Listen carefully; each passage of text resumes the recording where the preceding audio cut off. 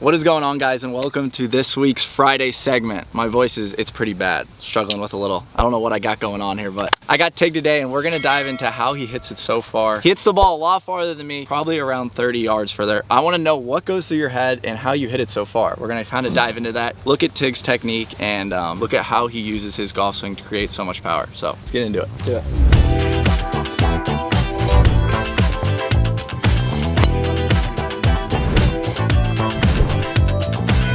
All right, Tig, so what goes through, I just want to know, like, what goes through your head when you want to hit the ball further? I think this could help a lot of people out there that aren't necessarily tall and have a lot of leverage, because Tig, I mean, you're about the same size as Ricky, I'd say. I think I'm actually a little bigger than you. Yeah, and they both hit it over 300 yards, which is unbelievable. What goes through your head when you're hitting it so far and when you're trying to swing hard? Probably one of the most important things for me when I'm really wanting to like get after it is to keep my balance. I think that's a really important thing. And when I get off with balance is when I start to kind of lose it. So balance is probably one of the most important things. And one of the biggest things that I do to focus on balance is focusing on grip pressure and then focusing on not having tension in my body. A lot of times, like when people really try to hit it farther, they like tense up and they want to get, it's just like the feeling of, I want to hit it harder, let's right, like, exactly. tense up. It's not like hitting somebody in football, like you don't do that, it's like the opposite. So I think about, like, you know, how can I like relieve any like tension a lot of times in my upper shoulders, and then grip pressure is a big thing. I like that, because a lot of the guys, when they're trying to like hit it harder, they squeeze the club, and when you actually squeeze it harder,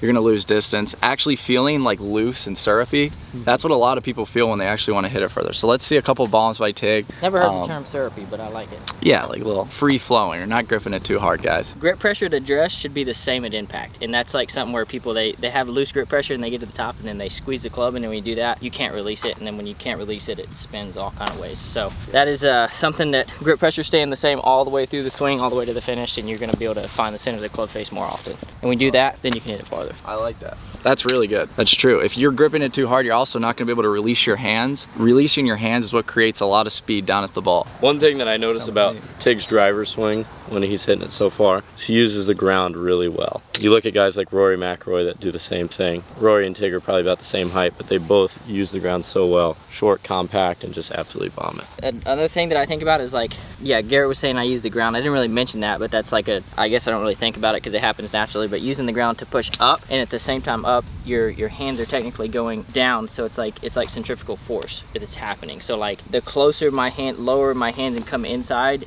the faster that the club head's going to be moving because of this. You know, my hands are moving fast, but the club head's so far away. So using the ground, really jumping. Correct me if I'm wrong, Grant, but George Gankus teaches a lot of that, right? Right, he does. You squat and turn. Right, he's real big on creating separation in your lower body, but it's also using the ground too. Tig does this great, guys. Let's just see a couple stock swings from Tig, and then he'll start to go after it, swing a little bit harder, and we'll have some slow-mo videos for you guys to see exactly what he's doing.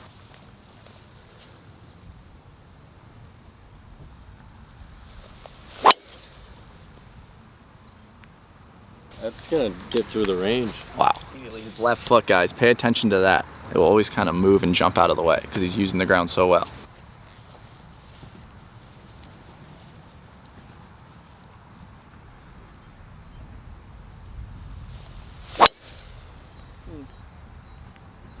Still, I mean, that is absolutely bombed. It's amazing when you're in person and you see how fast Tig can swing it for not being a huge guy. And like I was saying earlier, centrifugal force, so that the closer that I can get my hands to my body while using the big muscles, like using the ground to explode, and then having my hands close, the club head can move so much faster without trying to get fast with the arms. Because I think that's kind of like a misconception, is like, oh, you want to swing faster, just swing your arms faster. But if you can use the big muscles, get those hands close, then fire up, the club head moves a lot faster.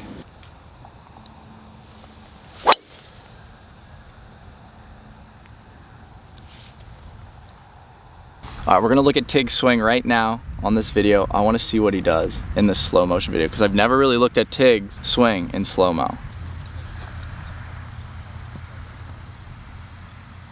Watch, okay, if you guys watch that slow-mo, which will be up on the screen, you're gonna see Tig on his backswing. He's gonna make a huge shift into his right side in the backswing, and he explodes off that right side.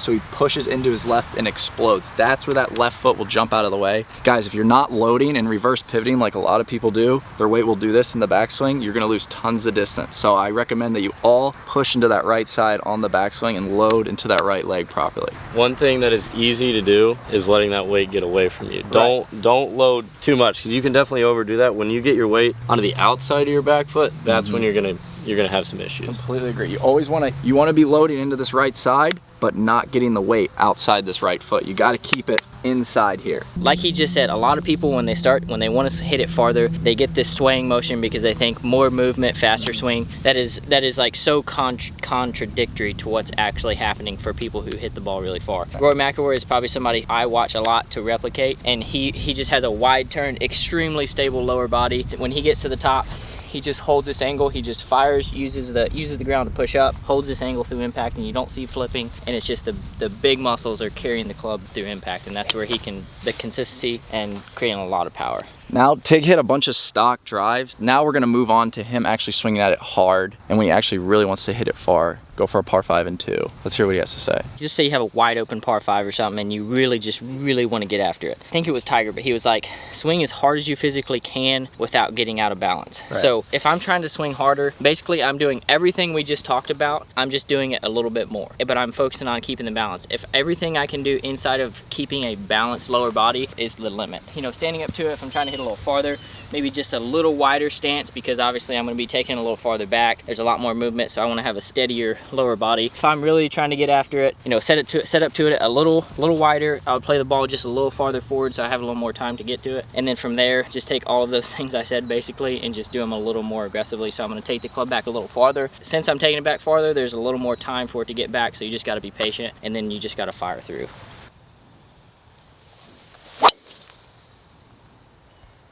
Well, that was a ton of speed. These range balls, they cannot handle Tig's power, let me tell you. Kyle is a perfect example. When he swings really hard, he has amazing balance in his swing. When he finishes, he still finishes like a real golf swing. It's not like he's falling out of his shoes or something. So it's all about keeping a stable lower body so you can swing through the impact.